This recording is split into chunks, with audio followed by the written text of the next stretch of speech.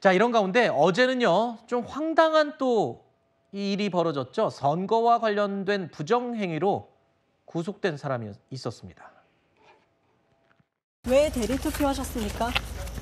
죄송합니다. 남편과 공모하셨습니까? 아닙니다. 죄송합니다. 불법인 거 알고도 계획하신 건가요? 아니, 전혀 몰랐습니다. 언제부터 혹시 계획하신 건가요? 죄송합니다. 전혀 그런 거 아닙니다. 그럼 당일에 결정을 하신 건가요? 순간에 잘못 선택을 했습니다. 이전에 죄송합니다. 선거 사무원 근무하실 때도 대리투표 하신 적이 있습니까? 전혀 아닙니다. 그럼 왜 하신 건가요? 죄송합니다.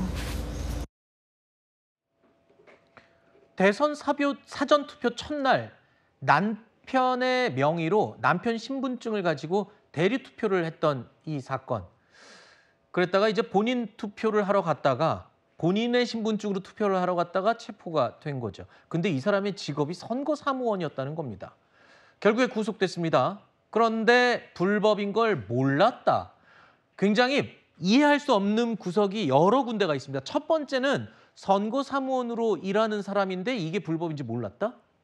이거는 초등학생도 아는 거죠. 선거를 하는데 남의 이름으로 대리 그렇죠. 투표하는 것이 불법인 것을 몰랐다는 것은 도저히 합리적으로 우리가 인정해 줄 수 없는 변명이다. 이렇게 말씀드릴 수 있고요.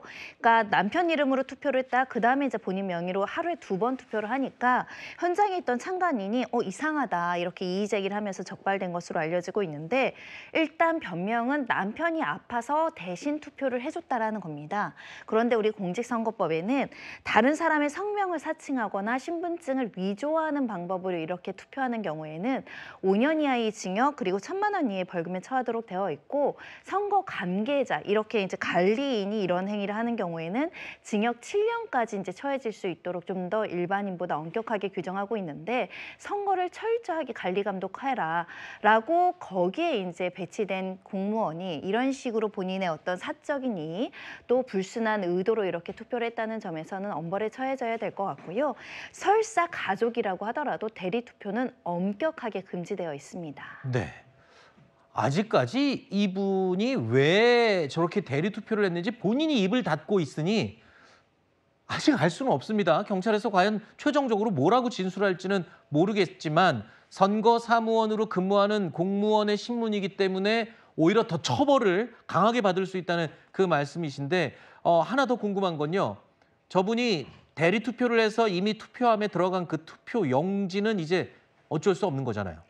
일단 그것이 좀 문제될 수 있습니다. 그게 만약에 분류될 수 있으면 그 표는 무효 처리를 하면 되겠지만 이미 다른 일반 선거인들과 비슷한 방식으로 투표용지에 갔기 때문에 분류해서 무효 조치하기가 어렵다는 측면이 있고 이런 점 때문에 이렇게 사의 투표라고 얘기를 하는데요.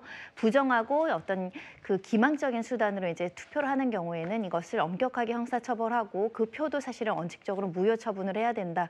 이렇게 말씀드릴 수 있고 특히 본인은 남편과 공모를 했다거나 계획하지 않았다라고 진술하지만 만약에 이런 사실을 남편과 공모했다고 한다면 부부 모두 공직선거법상 처벌될 수 있습니다. 알겠습니다.